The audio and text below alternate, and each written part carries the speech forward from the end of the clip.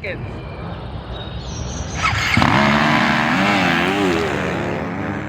Hey guys, Noah Keppel here. We're at Ironman Raceway for the last round of the 2024 GNCC series. We have the brand new 2025 KTM 350 XCF Factory Edition right here. I'll be racing this in the morning race, the Sportsman A 25 plus class. We're out here in the woods right now. We just did a little first test on this bike and it was awesome. Nice little shakedown before the race tomorrow morning. The parts on this bike are all stock that comes with the bike. The split triple clamps up here on the front with the connectivity unit on the front fender. It has these KTM wheels with orange nipples and orange hubs. The bike comes stock with the Hinson clutch cover down here. Holds a little bit of extra oil, also a little bit of extra protection with the added thickness. Also coming with the FMF exhaust that can hold a spark arrestor for you guys that ride out there in the woods that do need that. It does add a nice little sound as well and a nice little bark coming through the trees. Some silty corners here at Ironman. This 350 XCF is sweet with the FMF exhaust. Pop over the log, through some more silty corners. Little pep, oh yeah, a little wheelie through the trees. The split triple clamps up front added a little bit of extra comfort along with the connectivity unit on the front fender for your tuning. Coming in at $13,149 MSRP, this bike is going to be $1,200 more than the original KTM 350 XCF. It does, like I said, come with the added parts, the skid plate dimension, FMF and the triple clamps, and just to name a few. I do feel like those are very added benefits to an off-road bike, and it will save you the time and hassle of having to install those yourself or pay someone to do it if you choose to do so. After riding the bike through a little shakedown here in the woods, I think this will be a super fun day tomorrow on this bike. One of the things that I like about gripper seat covers is that they do help you stay on the bike a lot. And with the KTM Factory Edition coming stock with that, it's going to be a huge benefit riding out in the woods, going up and down some of the hills, seating, and then getting into those longer races as well. I think this is a really nice aftermarket mod. If I had the option to race any 250, 350, or 450 here at a GNCC, honestly, the 350 is a great option. Being a 450 rider myself and riding a lot of motocross on a 450 in the last couple months, I do prefer the power of a 450, and that's something that I am used to. But hopping back on a 350, it's definitely something that's comfortable right off the bat. You do kind of have that bark like you do a 450, but at the same time, it's not going to rip your arms off when it does bark coming out of a corner. I do really like the lightweight and nimble feeling of a 350 as well. I think that will suit the woods and the silt out here at Ironman Raceway, along with the feel of the KTM ergonomics as well. When I hopped on the bike, I did standard adjust the levers, and we aren't going to be able to change any tire pressure or anything. We are going to stick with what the boss at KTM recommends. It does seem a little high, but for safety reasons, we are going to run that so we don't get any flats. It does kind of make the bike feel a little rigid. I think mousses would be ideal for racing, but I don't know a bike that does come with mousses stock. So that would be an interesting point for sure if there was a bike that did come with that. This bike comes with the new Dunlop AT82 front and rear tire. Having never ridden that before, thought it would take a little bit of getting used to coming off of the Dunlop Geomax series for motocross. However, the front tire is very similar to the MX-33, and then the rear tire also is pretty similar to that as well.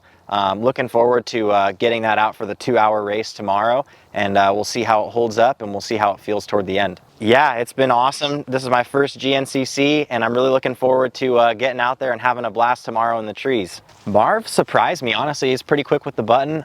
Coming from Supercross, I feel like he's obviously got a pretty quick reaction time, so I can't discount him there at all. I did watch him botch one in front of me, so that gives me a little bit of confidence going into tomorrow. If I line up next to him, we'll see. Maybe I can make him a little nervous, but yeah, it should be all good fun, and looking forward to following him through the woods if I have to, and hooting and hollering at him.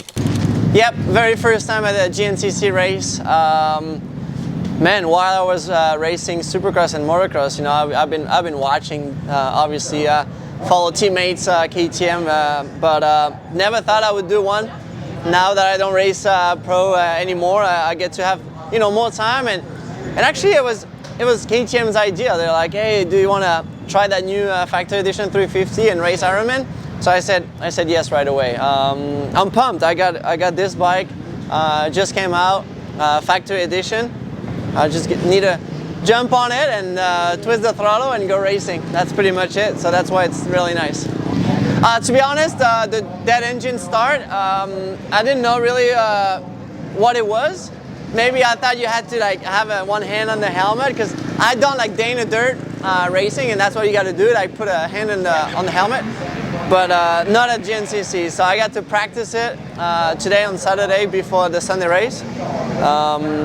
It's fun. It's definitely different, and it's funny because I did plenty, and then all of a sudden we try something else, and we do one more start, and then I started my bike before the start, you know, like before we get ready, and they're like, no, shut it down. It's crazy how your brain is just so used to something, and even after practicing so many start dead engine, it's funny. But yeah, I'm excited. It's all fun, but when you line up, you want to compete. I heard there's a few guys that want to race me, so we'll see. One day later. First GNCC was awesome. It was a little dry and dusty out there, but suited the Southern California within me just fine. Pretty stoked to get a third place result in the Sportsman A 25 plus class. It was pretty stacked. We had Marvin Musquin out there, Brian Villapoto, Phil Nicoletti, and Damon Bradshaw, just to name a few. All three KTMs of me, Jeff Walker, and Marvin Musquin all went 1, 2, 3 into the woods. And from there on out, it was just kind of a battle of the dust and just a battle of attrition, honestly. A little bit of silt out there, and we plugged along and got through it. Did a pit stop after 3 laps, and yeah, just kind of worked my way up a little bit through the group in front of us, which was the 25 and under Sportsman A class. And the women were right in front of them, caught up to a few women, but Brandy Richards took the overall, and she's a bad lady for sure. Yeah, definitely stoked with the bike. I would one change I would make would be probably to slack the bike out a little bit, make it a little more chopper, just because that's the style that I like riding. And yeah, other than that, really happy with the 350. Love the power of the bike, and it didn't take very long to get used to, for sure, coming off of 450s in the motocross world. But other than that, hopefully I'll be able to come back out here and try another one soon. Through the trees was definitely an interesting form of racing. Along with the silt, you were kind of fighting that, along with the balance of the, like, trying to navigate through the trees when you're in a silt rut. That proved to be pretty difficult. It's something I've never done before. And yeah, just really happy to come out clean and not have smoked any trees or anything like that. If I was asked to do another hour, my hands would definitely be falling apart right now. They're not too bad, but a little blistered up. Fortunately, we didn't pop any blisters, so they should heal up just fine. But if I were asked to do another hour, I would definitely want to know about 3 months beforehand, so that I could get my hands in proper shape for another hour. I thought the 350 was pretty sweet, but if I were to compare to racing a 250, I think that the 250 would have been a little bit more manageable, possibly, in some of those tight, silty sections. However, on the fields, the 350 was awesome. Got it up high in the revs, and was just singing along in the fields. A 450 definitely would have been a handful through some of those fields, and even some of the tight wood sections as well. But yeah, really happy with the 350, and if I could do it again, I might choose a 250F, but that would just be the first GNCC in me, and now that I've done one and got one under my belt, I think the 350 would probably be my choice. The one change that I did make to the bike, as different from what was recommended from the boys here at KTM, was I did run the sag a little bit deeper, down at 110.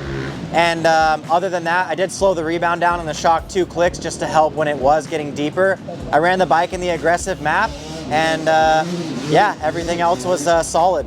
The new Dunlop AT82 proved to be a great tire. Front tire was really awesome. The rear tire took a little bit of getting used to compared to the Motocross Geomax line. However, didn't take too long, and I was able to rip some pretty good wheelies through the fields and get good traction on the roots and the rocks. Just want to give a big shout out to KTM and Cycle News for having me out here to do my first GNCC. Make sure you check out the full race report in cyclenews.com, and it comes out every Monday night, and it's a free issue.